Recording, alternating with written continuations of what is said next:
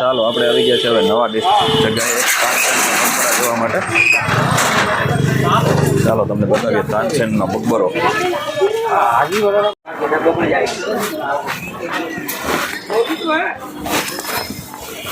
આ છે તાનસેનનો મકબરાનું પટાંગણ.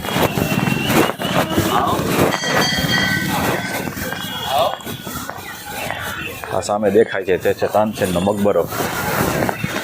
ચાલો જોઈએ આવીએ અંદર શું શું છે, તમને પણ બતાવીએ. અહીંયા પણ એના વિશે કંઈક લખેલું છે, ઝૂમ કરીને વાંચી શકો છો તમે.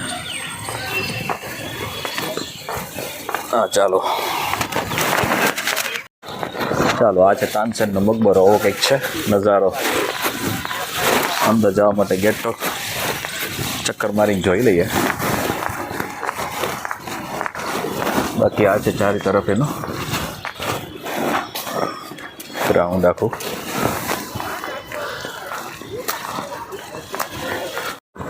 આ છે એની સાઈડનો ભાગ કંઈક આ રીતે. બાજુ એવું કંઈક સ્ટ્રક્ચર બનેલું છે.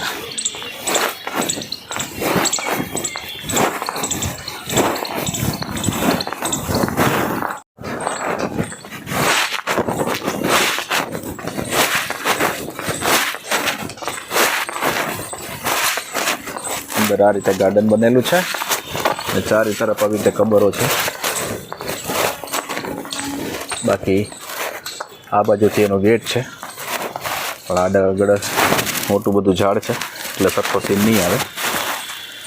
આ રીતે છે કંઈક નજારો તાનસેનના મકબરાનો. તો ચાલો તમને તે પણ વિઝિટ કરાવી દીધી. આ બાજુથી આનો નજારો છે સાઈડમાંથી, આ બીજી સાઈડ તરફથી, અને આ બાજુ પણ આવી રીતે ગાર્ડન બનેલું છે.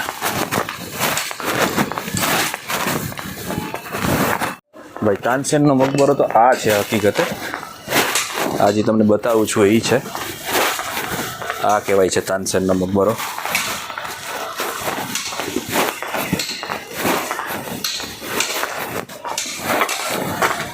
सर जी ये तानसेन जी का बंगला मकबरा है ना, तो ये सामने वो है वो मोहम्मद गौस है तानसेन के गुरु। अच्छा, उसके गुरु थे। बगल में उनके बेटे बिलात खान का मजार है। अच्छा अच्छा। सामने इमली का पौधा है जो आप पढ़ रहे थे। अच्छा, की पत्ती चूसने से आवाज़ सुरीली और मधुर हो जाती है। ये सामने वाली। हाँ अच्छा। जो आ તમે જોઈ છો આપણે હમણાં તે છે તાનસેનજીનો મકબરો। આ એના ગુરુ છે તેનું છે। આપણે થોડુંક અત્યારે મિસઅન્ડરસ્ટેન્ડિંગ હતું તે આપણે ક્લિયર થઈ ગયું। હમણાં આપણે વાંચ્યું એટલે ખ્યાલ આવ્યો। અહીં લખેલું છે એના બાબતમાં। આ તાનસેન કા મકબરા। આ સામે જે તમે જોયું એ છે, આ સામે એ